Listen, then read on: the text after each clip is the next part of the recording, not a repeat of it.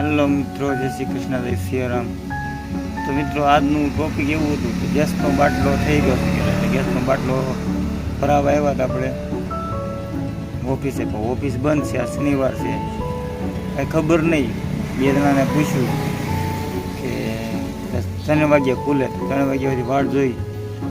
વાગ્યા છે 1:15 થઈ છે. ત્યાં સુધી 1.5 કલાક એક જોડી વાટ જોવાય નહીં, પોણા 2 કલાક.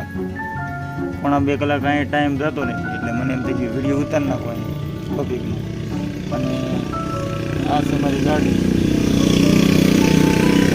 અને આ છે આપણો ગેસરાવી રોડ. અને ગેસનો બાટલો તમે જોઈ શકો. ઓફિસ બંધ છે, ઓનલાઈન ઘરે કરાવ્યો ને તો ગામડે 7-8 દી આવે. અને ગેસના બાટલાની જરૂર હોય.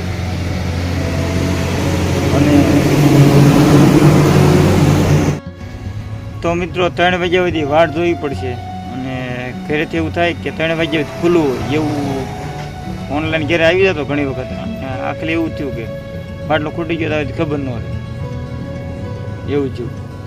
એટલે 3 વાગ્યા વાટ જોવું. અને પૂછ્યા પેટે જો આ સામે ભજીયાની લારી ને એવું તો બધું છે, પણ એમાં કેમ છે દુકાન જ બંધ છે ભજીયાની લારી. આજ છે શનિવાર, સમજો બધું બંધ છે. કોને ખબર શનિવારે આજ બંધ છે ને શનિવારે સાવરકુંડલામાં બંધ ન હોય. અંદર તો ખુલ્લું જ છે મિત્રો. પણ આ જેસર રોડ આવી છે ને, જેસર રોડ બારોબાર ઝીંઝુડાનું ગેસનો બાટલો ઇન્ડિયનનો આવે ને ઓફિસ તો ખુલ્લી રાખવી પડે. પણ મિત્રો ઓફિસ ખુલ્લી રાખતા બોલો, ભલે 3 વાગ્યે બાટલો દેતા, ઓફિસ તો ખુલ્લી રાખવી જોઈએ ને. હવે આપણે કોન્ટેક્ટ કરવો તો કોને કરવો?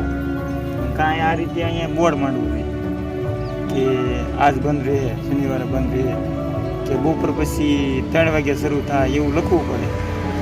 મિત્રો ખબર પડે. આ તો ખબર નહીં હવે 3 વાગ્યે ખુલે કે ન ખુલે એની કેમ માહિતી, અને આપણે ખબર કેમ? એટલે એ રીતે છે મિત્રો. એ રીતે ખબર નથી, પણ આ લોકોને થોડીક જાણકારી દેવી પડે. અને અહીંયા લખાવવું પડે થોડુંક કે 3 વાગ્યે ટાઈમ છે પૂરો, એટલા વાગ્યે બપોરે બંધ થઈ જાય છે અને અમુક ટાઈમે ખુલે છે એમ. તો મિત્રો આ હતું મારો ટોપિક. અને અમે વાટ જોઈ 3 વાગ્યા સુધી. બીજું તો શું કરું? પછી ભૂખ લાગી હતી તો આપણે કુંડલા અંદર જઈને ખાઈ આવીશું. થોડો ઘણો ટાઈમ મળી જાય હોટલમાં જઈને. બીજું તો શું કરું? તો હાલો મિત્રો, જય શ્રી કૃષ્ણ, જય સિયારામ. હવે મળશું આગલા વિડીયોમાં. જય હિન્દ, જય ભારત.